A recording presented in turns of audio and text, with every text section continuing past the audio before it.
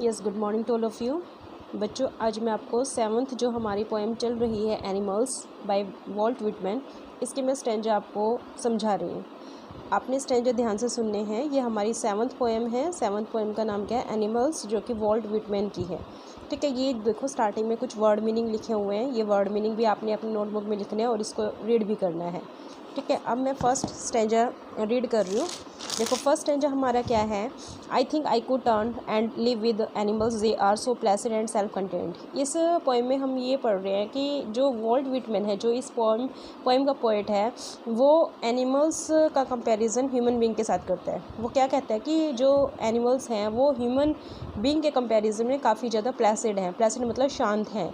ठीक है, self content है। सेल्फ कंटेंट मतलब आत्मसंतुष्ट है। मीन्स जैसे कि ह्यूमन बीइंग की क्या होती है, डिज़ायर्स, जो इच्छाएं होती हैं वो काफ़ी ज़्यादा होती है। एक के बाद दूसरी इच्छा उसकी उठती रहती है, लेकिन जो एनिमल्स होते हैं उनकी इच्छाएं नहीं होती हैं। तो इस पोएम में कवि ने एनिमल्स को बेटर बताया है ह्यूमन बीइंग के। तो मैं फर्स्ट क्वेश्चन रीड कर रही हूँ। Who does I refer to in the first line? I किसको रेफ़र करते हैं यहाँ पर? पोएट को। ठीक है, आई स्टार्टिंग में है ना, आई थिंक आई कुड टर्न, कि मेरा ऐसा विचार है कि मैं टर्न कर लूँ, मुड़ जाऊँ किसकी तरफ? एनिमल्स की तरफ। तो यहाँ पर आई किसको रेफ़र करता है? पोएट को। Where could the poet turn from? कवि कहाँ से मुड़ना चाहता है? मतलब टर्न करना तो एनिमल्स की तरफ चाहता है, लेकिन किससे मुड़ना चाहता है वो? ह्यूमन बीइंग से। द पोएट को turn from the human beings, वो किससे मुड़ना चाहता है? ह्यूमन बींग से। What does the poet say about animals? कवि ने एनिमल्स के बारे में क्या कहा है? The poet says that the animals remain Placid and self content. Placid मतलब शांत और सेल्फ कंटेंट मतलब आत्मसंतुष्ट होते हैं, वो सेटिस्फाई होते हैं। ये दो क्वालिटी जो है एनिमल्स की बताई है। What shows that the poet loves animal? हमें किस चीज़ से पता चलता है कि पोएट जो है वो एनिमल से प्यार करता है? The poet stands and looks at the animals for a long time. कवि क्या करता है? खड़ा रहता है और काफ़ी समय तक एनिमल्स को देखते रहता है। तो यही चीज़ हमें शो करती है कि वह एनिमल से काफ़ी प्यार करता है। Why does a poet want to turn? क्यों चाहता है कवि टर्न करना? The poet wants to turn because he wants to live with animals, क्योंकि वह एनिमल्स के साथ रहना चाहता है। How do the animals appear to the poet?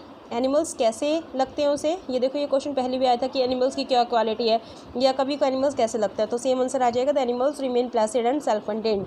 Animals जो हैं वो हमेशा शांत रहते हैं और आत्मसंतुष्ट रहते हैं। What does he do their after?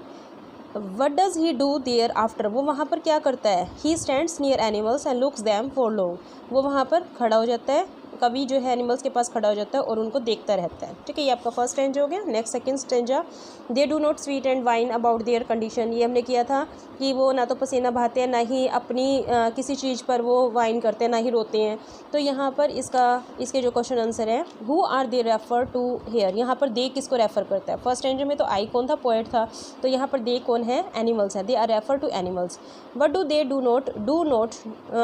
Not do at their condition? वो क्या नहीं करते? They do not sweat and whine about their condition. वो पसीना नहीं बहाते और ना ही वो वाइन करते हैं। वाइन मतलब शोक मनाना या दुख प्रकट करना, दुख नहीं मनाते हैं। फिर नेक्स्ट है, how do they feel for their since? Since होता है पाप। वो अपने पापों के प्रति कैसा फील करती है?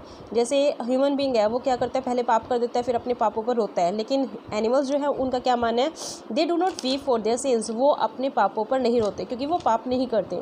What do they no discuss? वो किस चीज़ के बारे में डिस्कस नहीं करते? They do not discuss their duty to God. वो अपनी भगवान के प्रति जो ड्यूटी है उसके बारे में डिस्कस नहीं करते।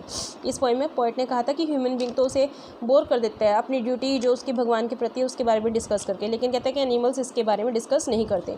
Do animals make the poet sick? क्या एनिमल जो है वो कवि को सिक कर देते हैं? No, animals do not make the poet sick.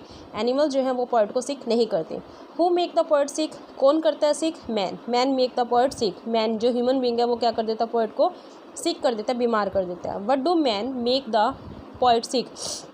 कैसे कर देते हैं? इसमें है ना कि कौन सिक कर देता है, कौन बीमार कर देता है? मैन। तो कैसे कर देता है? By discussing their duty to God. वो क्या करते हैं? कवि के साथ अपनी ड्यूटी को डिस्कस करते रहते हैं जो उनकी भगवान के प्रति है। तो इस चीज़ से कवि जो है वो काफ़ी ज़्यादा फेडअप हो जाता है। फिर note one is dissatisfied, note one is demented with the many of earning things. अब नोट वन इज़ डिससेटिस्फाइड मतलब जो एनिमल्स हैं वो ना तो कोई असंतुष्ट है और ना ही उनके अंदर मैनिया मतलब पागलपन है कि चीज़ों को अपना बनाने की। जैसे मनुष्य क्या करते हैं? चीज़ों को इकट्ठा करते रहता है, लेकिन एनिमल्स के अंदर इस तरह का मैनिया नहीं है। तो what mania do the human beings suffer from, किस मैनिया मतलब पागलपन से मनुष्य पीड़ित है। तो the human being suffer from the mania of owning things, उसके अंदर ओनिंग थिंग्स कि वो चीज़ों को अपने अधिकार में करना चाहता है। What is the attitude of human beings about those who lived thousand of years ago, human being का कैसा एटीट्यूड है जो हज़ारों वर्षों पहले रहते थे।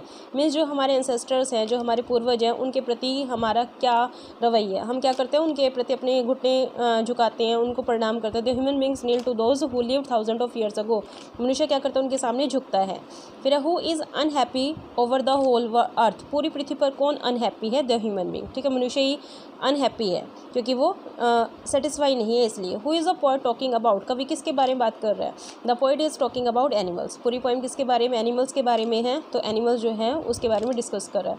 Find a word from the stranger which means excessive desire, excessive desire के लिए इस स्ट्रेंजर में कौन सा वर्ड यूज़ किया गया है, मैनिया। ठीक है, नेक्स्ट है फोर्थ स्ट्रेंजर आपका so they show their relations to me. यहाँ पर था कि कवि जो है उनके पास खड़ा हो जाता है और वो जो एनिमल्स हैं वो उसके प्रति अपना रिलेशन शो करते हैं। तो who are they in the first stranger, they are animals. पहले भी आया था कि दे किसको रेफर करता है, तो यहाँ भी किसको रेफर करता है, एनिमल्स को।